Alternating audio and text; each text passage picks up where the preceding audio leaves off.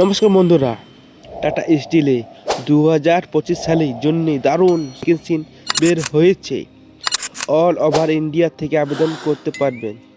কোনো এক্সাম নেই, কোনো ফিও নেই, পুরো ফ্রি। কোনো নতুন ছেলে আবেদন করতে পারবেন।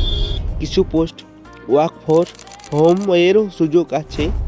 পোস্টগুলো হলো যেমন manager, assistant manager, medical officer, junior registrar, technologics, cyber security আছে। এজ লিমিট হলো 18 থেকে 60 বছর পর্যন্ত।